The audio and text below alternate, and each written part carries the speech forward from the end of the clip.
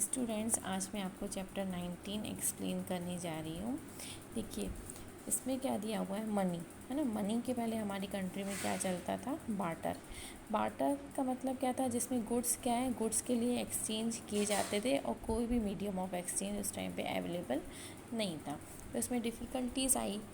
First difficulty आई कि double coincidence, that means जिनको हम गुड्स दे रहे हैं, है ना, अगर वो गुड्स उसको चाहिए कि नहीं, है ना। ऐसे रहता है ना, जैसे इसका एग्जांपल दिया गया है कि एक पर्सन के पास क्या है, राइस है, ठीक है, और वो क्लॉथ चाहता है, तो उसको वो इंसान ढूंढना पड़ेगा जिसको सिर्फ क्लॉथ ही नहीं चाहिए, लेकिन उसको राइस भी चाहिए। मतलब जिसको सिर्फ क्लॉथ ही नहीं हो, लेकिन उसको राइस की ज़रूरत हो, क्योंकि कोई भी एक्सचेंज करवाएगा। जैसे हमें क्लॉथ चाहिए, ठीक है, और दूसरी के पास राइस है, ठीक है। हमारे पास राइस है और दूसरे के पास क्या है, क्लॉथ है। तो हमें ऐसा इंसान ढूंढना पड़ेगा कि उसको क्या राइस की ज़रूरत होती है कि नहीं, मतलब वो हमसे एक्सचेंज में राइस लेना चाह रहा है कि नहीं। तो ये प्रॉब्लम हो जाती है, lack of double coincidence.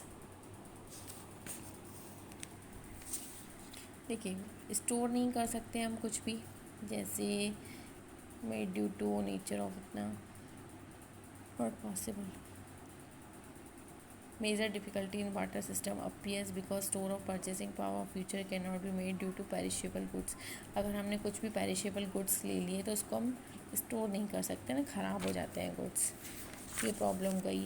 Then इसके बाद देखिए, ये वाला पॉइंट देखिए, गुड्स को डिवाइड करने में भी प्रॉब्लम गई। जैसे कि एग्जांपल देखेंगे, अगर एक पर्सन के पास गोट है ना, बकरी है, और वो वीट चाहता है, तो वीट और क्लॉथ चाहता है, ठीक है, जो दूसरे इंसान के पास अवेलेबल है।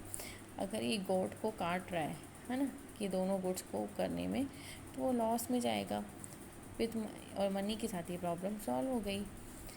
ट्रांसफ़र नहीं कर सकते हैं कुछ भी इसमें गुड्स, है ना। जैसे हमारे पास हाउस है आगरा में और हम शिफ्ट करना हो चाहते हैं इलाहाबाद में, तो बार्टर सिस्टम में कहाँ से ये सब अलाउ होगा, क्योंकि मनी नहीं है तो सेल कैसे होगा हाउस हमारा, ठीक है।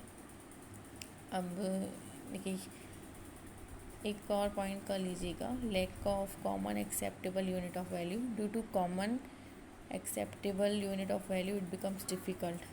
देखिए, ये डिफ़िकल्ट हुआ, जैसे कि how will it be determine that how much wheat will be exchange. ये कैसे डिटरमाइन करें कि कितनी वीट एक्सचेंज करनी है 1 मीटर क्लॉथ के लिए। जैसे किसी को 1 मीटर क्लॉथ की ज़रूरत है और हम उससे वीट ले रहे हैं, तो हम कैसे समझेंगे कि वीट और 1 मीटर क्लॉथ उतने का ही होगा।